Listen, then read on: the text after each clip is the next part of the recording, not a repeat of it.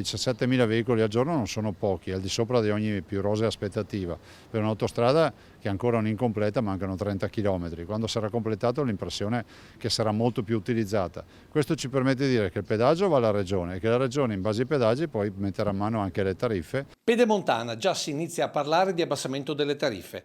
E il Presidente del Veneto lo fa guardando i dati sui transiti dei primi 15 giorni dall'apertura del secondo tratto Bassano-Montebelluna. Perché se ci saranno ovviamente pedaggi in esubero, definiamoli così, abbondanti, li utilizzeremo per limare le tariffe. Buone notizie dunque nel giorno in cui il Presidente ha inaugurato l'elettrificazione del tratto ferroviario da Conegliano a Belluno, un intervento che permette di collegare la montagna direttamente con Venezia senza dover scendere dai treni per cambio motrice da elettrica a diesel.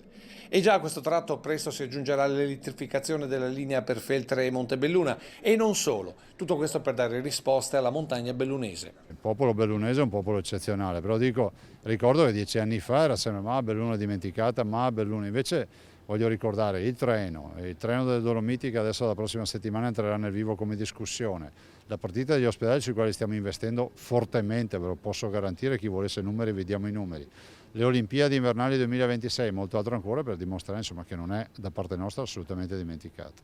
Novità anche sul treno delle Dolomiti che collegherà Venezia con Cortina e Dobbiaco dove Zaia ha chiamato in causa le comunità locali. Il treno delle Dolomiti, la vicepresidente presenterà questo treno durante la prossima settimana e poi il territorio, sindaci e amministratori dovranno anche decidere qualcosa perché noi possiamo pensare a un master plan, possiamo pensare a Val d'Anziei, a Val Boite, possiamo pensare alla Gordino, poi bisogna anche dimostrare che dopo il lamento viene anche la decisione. Tanti progetti quindi per la montagna e il Veneto, con il Presidente che chiede a tutti gli amministratori capacità di visione e ad alcuni politici presenti oggi a Belluno coerenza sugli sbagli, come sulle Olimpiadi di Cortina.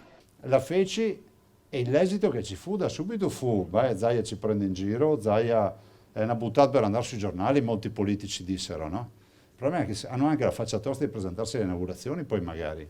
Presidente che tra i tanti fronti aperti ricorda che quello più importante comunque resta l'autonomia del Veneto. L'autonomia ce la debbono dare, l'autonomia anche qui, è finito il periodo di prova per qualsiasi governo, adesso ci vuole l'autonomia. Quindi non ci basta che ci dicono che siamo bravi, che facciamo bene le robe, che qui funziona tutto, vogliamo l'autonomia.